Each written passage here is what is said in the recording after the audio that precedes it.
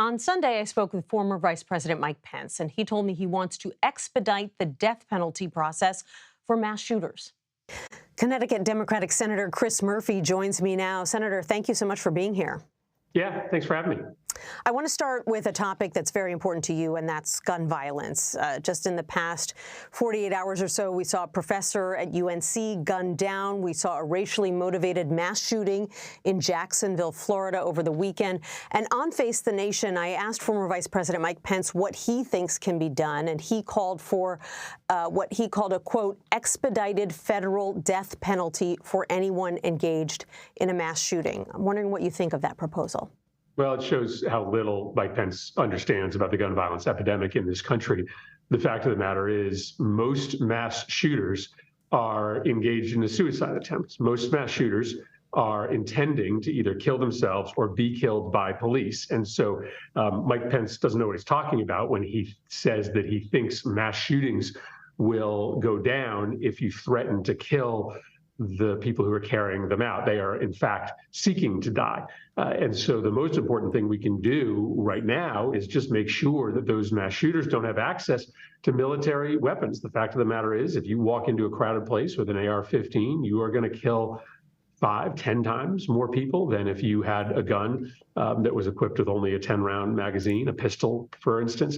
And so if you really want to do something about these mass shootings, then we need to get these weapons of mass destruction, the AR-15s, the semi-assault style weapons, out of the hands of these killers. Is there any candidate in the GOP field who you think would be willing to work with Democrats on the issue of gun safety? You know, I'm not familiar with all of the positions on guns of the Republican candidates. What I do know is that the Republican Party is in the midst of a change.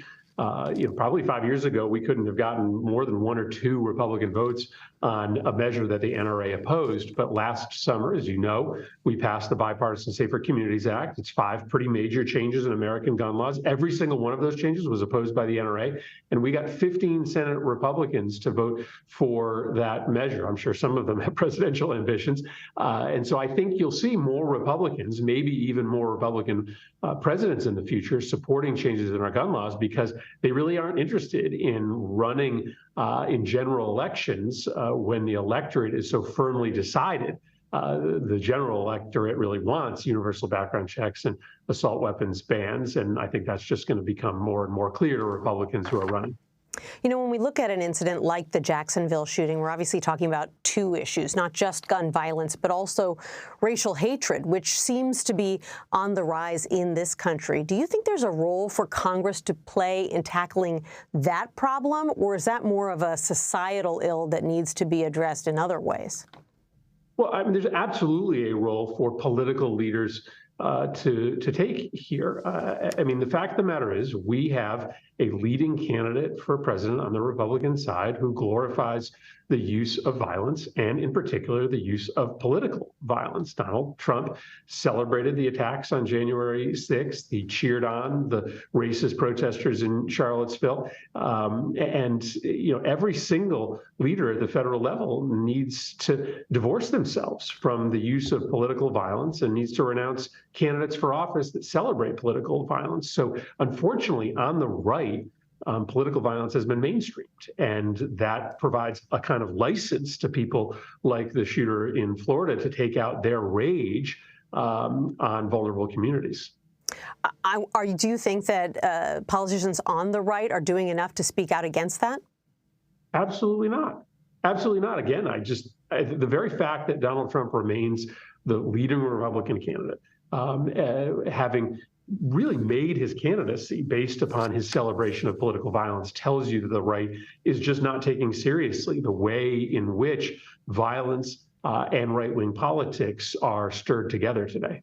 I want to ask you about another big development today, and that's the fact that the Biden administration named the first 10 drugs that will be subject to new price negotiations with Medicare to try to bring down Medicare costs starting in 2026.